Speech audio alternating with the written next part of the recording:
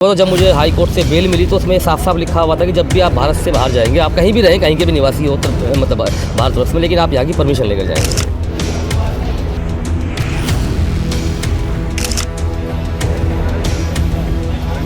आज हमारे साथ में है सनातन संघ के राष्ट्रीय अध्यक्ष उपदेश जी राणा, जो आज उदयपुर कोर्ट में अर्जी लगाने आए हैं। उदयपुर कोर्ट में क्या कारण हुआ कि आप आना पड़ा आपको? देखिए, 2017 में एक मामला मुझ पर दर्ज हुआ था, एक अफराजुल का एक मामला था। तो उसमें मैंने कुछ वक्तव्य सोशल साइट पर दिया था। हालांकि मैं यहाँ पर आया नहीं था, आपके चैनल के माध्यम से बताना चाहूँगा, लेकिन फिर भी एक हाथीफोल पुलिस स्टेशन में मुकदमा दर्ज था। तो जब भी मैं भारत से बाहर जाता हूँ तो उसमें बेल पर ये नियम है कि आप कोर्ट से परमिशन लेकर जाएंगे। तो उसी सिलसिले में पासपोर्ट में मेरा एड्रेस भी चेंज होना था, तो उसी के लिए मैंने आज अनुमति पत्र यहाँ पर लगाया है। अच्छा, पासपोर्ट पे एड्रेस चेंज कराने यूपी से सूरत? देखिए, उत्तर प्रदेश में बेसिकली उत्तर प्रदेश से हूँ, लेकिन मुकदमा चूँकि हाथीपोल में दर्ज था तो जुडिक्शन ये लगेगा। तो यहाँ पर मुकदमा दर्ज हुआ, तो जब मुझे हाई कोर्ट से बेल मिली तो उसमें साफ साफ लिखा हुआ था कि जब भी आप भारत से बाहर जाएंगे, आप कहीं भी रहें, कहीं के भी निवासी हो मतलब भारतवर्ष में, लेकिन आप यहाँ की परमिशन लेकर जाएंगे। अच्छा, वक्तव्य की बात आपने कही है, तो वाकई में आपके वक्तव्य काफ़ी ऐसे होते हैं तो पूरा माहौल बदल देते हैं, तो ऐसा क्यों, किस कारण से? देखिए, वक्तव्य के बारे में आपने पूछा तो मैं आपको इसका जवाब देना चाहूँगा।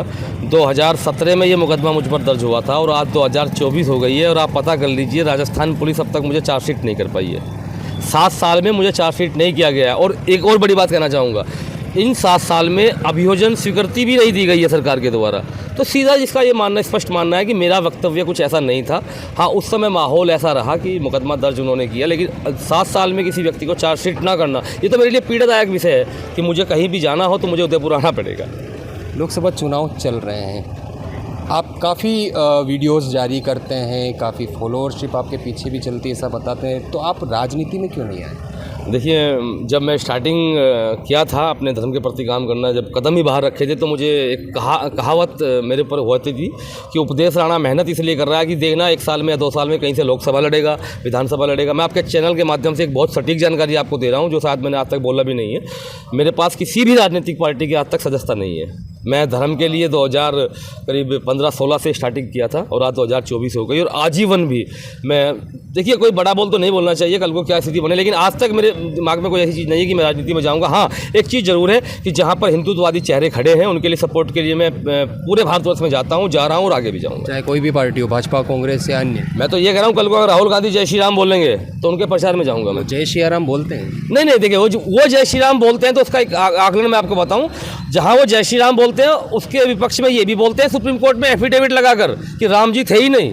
तो ऐसा जय श्री राम नहीं, उनके आचरण के, उनके स्वभाव में, उनके व्यवहार में जय श्री राम होना चाहिए। आई वांट टू से वो वाला जय श्री राम, पॉलिटिकल नहीं कि मंदिर बना नहीं। उन्होंने जो है सुप्रीम कोर्ट में एफिडेविट दिया था कांग्रेस ने कि राम तो थे ही नहीं, और अभी कह रहे हैं कि मंदिर बन गया, तो उसके जो निमंत्रण था उसको अस्वीकार कर दिया, वहाँ जाने से मना कर दिया। तो ऐसे जय श्री राम बोलने से मुझे नहीं लगता कि कोई फायदा है। मैं उसी पे आना चाह रहा था। कांग्रेस की तरफ से वहाँ बुलाया भी गया, लेकिन राम मंदिर में गया नहीं। बड़ा एक उत्सव था पूरे देशवर्ष का, नहीं गए वो, क्या कहेंगे? देखिए, अपने पैरों पे कुल्हाड़ी ये पहले से ही मारते आ रहे हैं, और राम मंदिर निमंत्रण को अस्वीकार करना, देखिए, ना जाना वो अलग चीज़ थी, लेकिन पब्लिकली ये बोलना वोटों की तुष्टिकरण के लिए कि हम नहीं जाएंगे, ये बहुत बड़ा है, बहुत बड़ा इन्होंने एक दोष किया है। और जो भारत की जनता है वो इस चीज़ को देख रही है। और मैं पॉलिटिकल पर ज़्यादा बात भी नहीं करता, लेकिन सिर्फ ये क्योंकि ये रामद्रोही हैं, इसलिए मैं आपके प्रश्न का जवाब दे रहा हूँ कि राम मंदिर के निमंत्रण को अस्वीकार करना बहुत बड़ा पाप है। लेकिन अपने सनातन धर्म के, हिंदू धर्म के सबसे बड़े गुरु अविमुक्तेश्वरानंद, सबसे बड़ी पीठ के 4 पीठों में से एक, तो वो भी नहीं गए, तो उन्होंने भी पाप किया। उन पर मैं कोई भी कटाक्ष नहीं करना चाहूँगा, क्योंकि वो मेरे सनातन धर्म को एक तरीके से प्रदर्शित करते हैं, और मेरे अंदर ना वो क्षमता है, ना वो औकात है कि मैं उन पर कोई टिप्पणी कर सकूँ। वो नहीं गए, उनका अपना निजी फैसला था, उस पर मैं कुछ नहीं कहना चाहूँगा, क्योंकि वो राजनीति से नहीं जुड़े हैं, तो उनका अपनी चीज़ें रही होंगी, लेकिन उन पर कुछ भी बोलने से मैं बचना चाहूँगा। अच्छा, कोई भी पार्टी अगर आपको अप्रोच करेगी तो क्या आप राजनीति में जाना चाहेंगे? देखिए, अभी विधानसभा चुनाव राजस्थान में आपके यहाँ हुए हैं, मैं पार्टी में नहीं हूँ, लेकिन जो हिंदूवादी चेहरे थे, माननीय योगी आदित्यनाथ जी भिलवाड़ा आए थे 4 सीटों पर प्रचार करने के लिए, मैं योगी आदित्यनाथ जी के साथ था। 4 सीटों पर हिंदूवादी चेहरों के लिए जो लड़ रहे थे, वो जीते भी, उनके लिए मैंने प्रचार किया। कल को अगर पार्टी ये कहे, आपका सवाल है कि ये कहेगी आप पार्टी में आइए, मैं आपके ऑन चैनल बोल रहा हूँ कि मुझे कहा गया है पार्टी में शामिल होने के लिए, लेकिन मैंने हाथ जोड़कर दूरी बनाई है, और सिर्फ यही कहा है कि जो हिंदूवादी चेहरे हैं, जिस देश को आगे लेकर जाएंगे, जो सनातन को आगे लेकर जाएंगे, उनके लिए हम हमेशा खड़े हैं पूरे देश में। और वही चेहरा आप नहीं बनेंगे मतलब? मेरी कोई ऐसी इच्छा नहीं है। देखिए, मैं चाहता चाहता हूँ कि मेरा धर्म आगे बढ़े, देश आगे बढ़े, लेकिन पर्टिकुलर देखिए कुछ बंदिशें होती हैं। शायद जब राजनीतिक दल का कोई हिस्सा बन जाता है इंसान, जैसे टी राजा सिंह एक अच्छा नाम है, आप जानते होंगे, तो कुछ ऊपर से मजबूरियाँ होती है। आज जितना मैं अपने आप को फ्री महसूस करता हूँ पिछले 10-12 साल में, शायद पार्टी में जाके उतना ना कर पाऊँ। इसका मतलब उतना काम सनातन के लिए ना कर पाएँ, तो इसलिए मैं अपने आप को बचा कर चलता हूँ, बस यही। अच्छा, एक ये भी है कि आपको बड़ा हिंदूवादी चेहरा सोशल मीडिया पे सब जगह आपके फॉलोअर सब बताते हैं, लेकिन दूसरी तरफ धोखाधड़ी के मुकदमों की भी बारिश होती है सोशल मीडिया पर, वो क्या है? देखिए, जब इंसान घर से बाहर पैर निकालता है तो वही वाली बात है कि जिसका नाम है वो बदनाम है। मेरे खिलाफ अगर एक भी मामला आप जो कहीं चल रहा हो, सोशल मीडिया की बात नहीं करूंगा मैं, अगर किसी पुलिस स्टेशन में पूरे भारतवर्ष के एक भी मुकदमा हो किसी भी तरीके का ऐसा, तो मैं आपका उस मुकदमे की FIR कॉपी लेकर आपके चैनल पर जवाब दूंगा। बस यही कमी हमारे अंदर है कि कुछ लोग टांगे खींचते हैं, और मैं पूरे खुलेआम भारतवर्ष में मेरी ये आदत रही है कि मुझे अगर कहीं जाना है तो मैं पहले 10 दिन, 15 दिन, 20 दिन पहले बता दूंगा। आज मैं यहाँ आया हूँ तो मैं कल पोस्ट करके आया हूँ कि मैं उदयपुर आ रहा हूँ। मैं पूरे भारतवर्ष में इसी तरीके से जाता हूँ। कुछ बातें लोग बोलते हैं, मुझे उनकी तरफ ध्यान नहीं देता, बस मुझे अपने धर्म के लिए काम करना है और मेरी यही इच्छा है।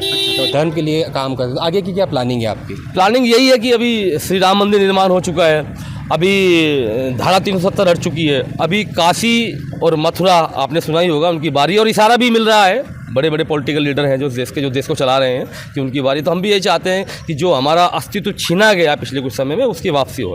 बिल्कुल। तो ये थे हमारे साथ में सनातन संघ के राष्ट्रीय अध्यक्ष उपदेश राणा, जो उदयपुर में कोर्ट में अर्जी देने के लिए आए थे विदेश जाने से पहले कि उनका एड्रेस चेंज किया जाए और अनुमति मिल जाए कि विदेश जा सके। ABP न्यूज़ से विपिन सोलंकी, उदयपुर।